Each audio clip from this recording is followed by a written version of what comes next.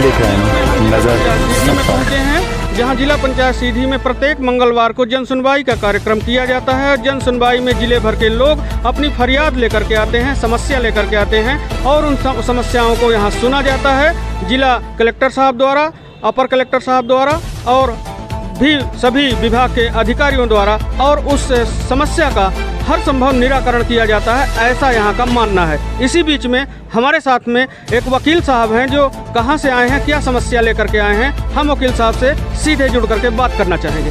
वकील साहब, सबसे पहले आपको नमस्कार करता हूँ। क्या नाम है, कहाँ से आए हैं? मैं हरिचंद शुक्ला मेरा नाम है। मैं डिस्ट्रिक्ट कोर्ट सीधी से आया हूँ। हाँ, क्या समस्या लेकर आए हैं? मैं जिस आवेदन को देता हूँ अब वही आवेदन बार बार यह जन सुनवाई में आता है और उस पर कार्रवाई कुछ नहीं होती।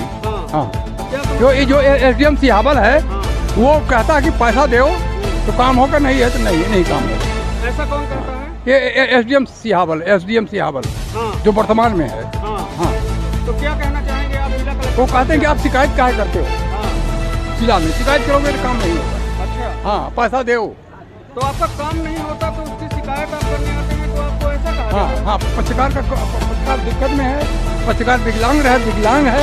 उसकी समस्या को लेकर हमने 2 बार आए तो उसका कोई हित नहीं हुआ, ना उसका कोई बात नहीं। तो आज आप जिला कलेक्टर साहब से क्या अपनी फरियाद लेकर? कोई उसी समस्या को लेकर आए क्या आश्वासन मिला? तो उन्होंने चिट्ठी में लिख दिया उनको, एसडीएम सिहावल को।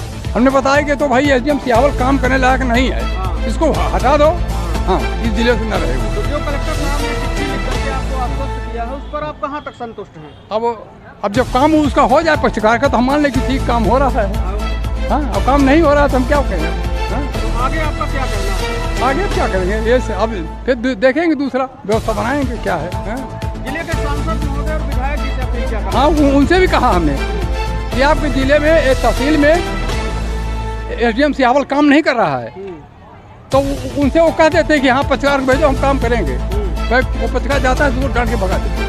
हाँ, कहता पैसा लेके आओ, अब तब आओ, और वो भी जो हम पैसा कहें वो उतना दो। आप मध्य प्रदेश सरकार के मुख्यमंत्री मोहन यादव जी से क्या अपील करना चाहेंगे? हम कहेंगे कि भैया आप ये जो सरकार की आपकी वो है, राजस्व कर्मचारी है, इस तरीके से ये वो कर रहे हैं, भ्रष्टाचार कर रहे हैं, उनको हटाओ यहाँ से, यही हमारा कहना है। तो अभी हमारे साथ यहाँ पर वकील साहब थे। जिला पंचायत सीधी में जो जन सुनवाई का कार्यक्रम होता है, इस जन सुनवाई के कार्यक्रम में वकील साहब पहुँचे थे शुक्ला जी। अब यहाँ कलेक्टर साहब को अपनी फरियाद दिए हैं और सिहावल एसडीएम के खिलाफ जो है तो इन्होंने और राजस्व विभाग के खिलाफ इन्होंने अपनी आवाज़ को उठाया है। अब देखना ये दिलचस्प होगा कि क्या इनकी मांग पर कितनी दूर तक कार्रवाई हो पाती है। आपका क्या नाम है, कहाँ से आए हैं? हमारा रामचंद्र साहू नाम है सर। कहाँ से आए हैं? मैं मझौली से आया हूँ। क्या समस्या लेकर आए हैं? समस्या हमारा ये है कि हमारे माता पिता करीब 59-60 से मध्य प्रदेश शासन ज़मीन में काबिजदार थे और उसको अपने गांव के एक रामदास यादव और राम गरीब कुटवार, संतोष कुटवार द्वारा शीतला प्रसाद पटवारी को अपने प्रभाव में लेकर खड़े यंत्र फर्जी पट्टा बनवा लिए हैं। क्योंकि हमारे माता पिता जी अगर उसमें काबिजदार हैं तो उनकी पट्टा नहीं बना, उनके पास पैसा था, हमारे माता पिता के पास पैसा नहीं था, इसके कारण वो पट्टा बनवा लिए। अब पट्टा बनने के बाद उस समय में छोटा था, करीब 5-6 साल का था और हमारे माने माता पिता अत्यंत गरीब थे और शिक्षित नहीं। इसके उपरांत तो क्या किए कि हमारे पिताजी है तो नायब तहसील के यहाँ या एसडीएम साहब के यहाँ मतलब जांच के लिए आवेदन दिया गया, तो वहाँ पर जांच में पाया गया, मतलब इस लिखा दिया गया कि मतलब ये शीतला प्रसाद ये लोग कालरी में ड्यूटी करते थे और शीतला प्रसाद पटवारी को अपने प्रभाव में लेकर उसको खड़े यंत्र फर्जी पट्टा बना दिया गया। जांच करने कौन अधिकारी गए थे? वो नायब तहसीलदार या एसडीएम ऐसे 2 में कोई गए थे, उसकी हम फैसला लिए हैं, रखे हुए हैं। अब इसके बाद हमारे माता पिता पाए फैसला को तो अब उतना नहीं कर पाए कि मतलब उसका इस्तलाबी के दे दें, तो इस्तलाबी न होने के कारण उनका खसरा में नाम बरकरार दर्ज बना हो रहा।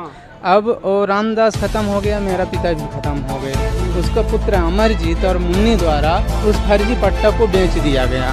कुछ हमारे गांव के दमंग लोग ठाकुरों द्वारा खरीदी गई 1.5 एकड़ ज़मीन 10-5 हज़ार में खरीद लिए हैं। और हमारे साथ अतिक्रमण करने के लिए कई बार वो किए और कई बार हमारे साथ मतलब शिकायत आपने संबंधित पुलिस थाना में किया कि नहीं किया? हम पुलिस थाना में किए कई बार, क्या आश्वासन उसमें कोई अनुशासन नहीं। मैं एक बार यहाँ पुलिस अधीक्षक में 1-2 बार किए, तो एक बार किए तो पुलिस अधीक्षक द्वारा कुछ पुलिस भेजी गई, उसमें निगरानी की गई, बस उतना ही हुआ और उनके बारे में कुछ हमें। आज आप जिला कलेक्टर साहब के पास आए थे जन सुनवाई में अपनी फरियाद को लेकर के, तो कलेक्टर साहब ने क्या आश्वासन दिया आपको? श्रीमान जी बस ले लिए हैं उसको, हमारे आवेदन को। अब पता नहीं क्या अनुशासन करते हैं, क्या देते हैं। कलेक्टर साहब से क्या अपील करना चाहेंगे? मैं कलेक्टर साहब से यही अपील करना चाहता हूँ कि जो हमारे माता पिता का कब्जा था 4 एकड़, वो हमारे पक्ष में आए, हमारा वो मतलब पट्टा बने। जिस तरह उन लोगों को फर्जी पट्टा बन गया और नाजायज़ बन गया, तो हमारा सत्य रूप से हमारा बनना चाहिए। बस मेरा यही निवेदन क्या है। नाम है आपका? मेरा नाम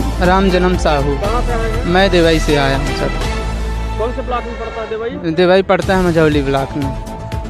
तो चल रही तस्वीरों में आप देख सकते हैं ये राम जन्म साहू हैं जो देवई से आए थे मझौली ब्लॉक से, और इनकी जो ज़मीन संबंधित विवाद है, ज़मीन संबंधी समस्या है, ये आज अपनी कलेक्टर साहब को फरियाद लेकर के जिला पंचायत में पहुंचे थे। जो हर मंगलवार को जिला पंचायत सीधी में जन सुनवाई का कार्यक्रम रखा जाता है और जिले भर के लोग अपनी फरियाद लेकर के आते हैं, और ऐसा यहाँ माना जाता है कि यहाँ जिले के लोगों की जो फरियाद है उस पर सुनवाई की जाती है और हर संभव निराकरण किया जाता है। अब ये साहू जी का जो मैटर आया है यहाँ ज़मीन का लेकर के, अब ये कलेक्टर साहब के पास पहुँचे थे अपनी फरियाद को लेकर के।